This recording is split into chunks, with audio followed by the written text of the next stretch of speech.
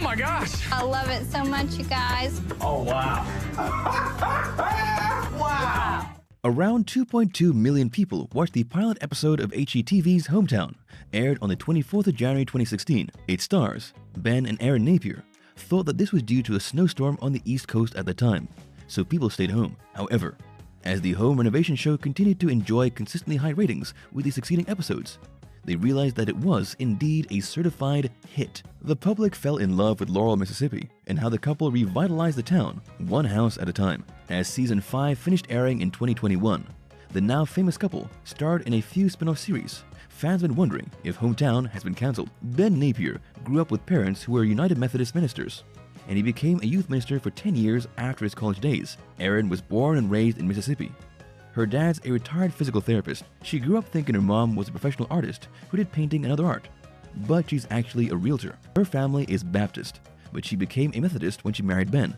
He was a 19-year-old freshman when he first noticed Erin at the campus cafeteria, sporting a pixie haircut, and was attracted to her. According to Erin, Ben was the most popular guy there. He was the president of every organization and was friends with everyone. He was her crush, and she wanted to be in his circle. The two first met at McDonald's that freshman year during moving out day. He was an acquaintance of a roommate, but when they were introduced, he felt rebuffed by her. But she said that she just didn't know how to talk to him because she really liked him. Erin was a yearbook editor, and when the staff decided to feature the 10 most interesting persons in the yearbook, Ben was a unanimous choice, as they all agreed that he's an awesome guy. She volunteered to write a story and take his photos, and 6 days of being inseparable followed. After he went into their office for an interview, they supposedly decided to marry, as he said to her, "I'm in love with you, and I'm going to marry you one day." The proposal took place in the bookstore Square Books in September 2007. The two supposedly went there to get a book for class. As per Ben's instruction, one of their friends handed her a leather-bound book which he'd made. He wrote their love story, and on its last page was written, "Come upstairs for the rest of the story." Ben was waiting for her on the balcony and whispered to her, "You know how much I love you, and you know I will always take care of you." And then he got down on one knee and asked her to marry him. Erin said it was the most shocking and beautiful moment of her life, and she couldn't cry or say yes enough. They were married on the 22nd of November 2008. For their anniversaries, Ben gifted her with a book of notes he wrote for her year, and made the cover based on the traditional anniversary gift theme, such as paper for the first one, cotton for the second year, and so on. Erin was surprised at how easy marriage has been for them. She knew it wasn't the case for most couples, who described it as hard work. For her, marriage is our comfort zone and support system, adding, "It's as natural as breathing, and just as necessary for making my way through life, with all its good and hard times." She further shared that belonging to Ben, and never having to deal with life on her own, made her love being married to him. She fondly calls him Big, as he's 6 foot 6 inches, 2 meters tall, to her 5 foot 5 inch frame, about 1.6 meters, but later said that it was because of the size of his heart. Ben said, "As far as our marriage goes, it's me and Erin and God.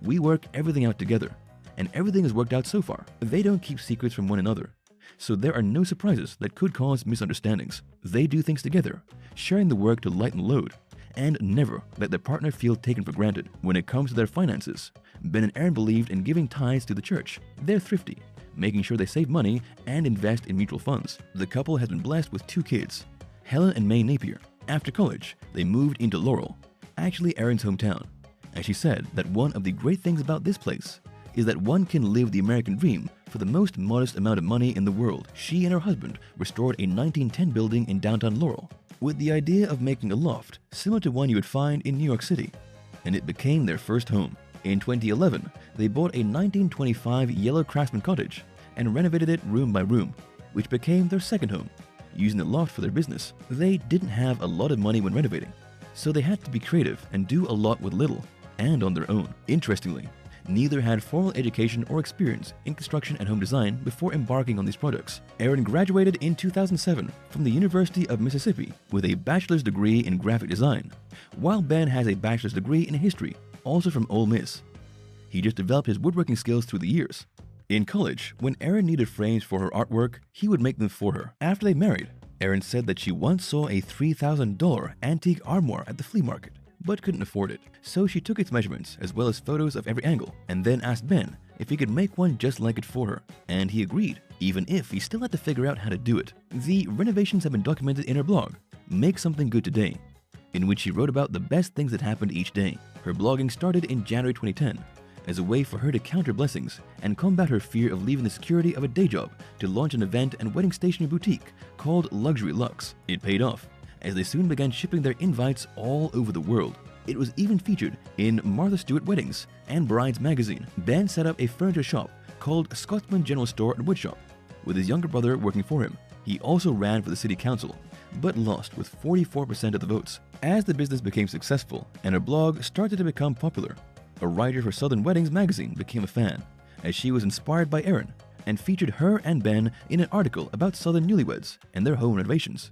Published in June 2014, the producer, Lindsay Whitehorn, read it and became very interested in her and stalked her on social media. In July, she sent Erin an email about the possibility of doing a home renovation television series with a touch of romantic comedy for the HGTV network. They certainly didn't see this coming, but it was an opportunity they couldn't pass up, as it would feature their hometown. The small southern town of Laurel was founded in the 1880s and was an industrial town, which been described as very blue collar, very lunch pail, bootstraps town. The founders were successful, educated, and creative people, and the architecture of the houses reflected that. The wealthy lumber barons set up huge sawmills, and whom Erin said used their wealth to do a lot of good in the community, such as setting up education for African American children, the first in Mississippi, with the intention of having workers at their mills educated and safe. After the sawmills closed down, people began leaving, and then Hurricane Katrina devastated the town in 2005. In Laurel, there were empty streets, as a lot of the houses were torn down.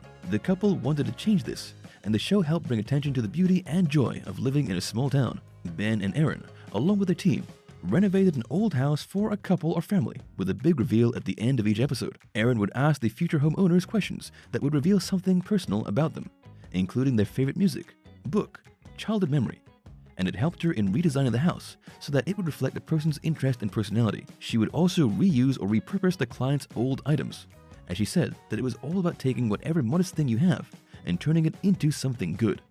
The motto of the hometown is scrappy, not crappy. There were those who criticized her design for being cluttered, but she countered, it's real life. We all have stuff, and those things are the pieces that comfort us and welcome us home when we walk in the door. However, it should be noted that some of the furniture and decor in the house were only put on display for a better way of presenting how good a room could look like with these items. The homeowner was given a special price should they want to keep them. For 5 seasons, from 2016 to 2021, they renovated or restored over 70 homes and revived the town in the process. There has been an influx of tourists because they fell in love, not just with the place, but also with Ben and Erin. New stores and restaurants popped up, and the town became so much busier than it was before the series was launched. Most people in the town welcomed the change, but there were those who didn't like the filming taking place in their neighborhood. The team usually did 4 houses at the same time over 7 weeks, so there would be quite a number of workers, including carpenters, plumbers, and electricians in the area.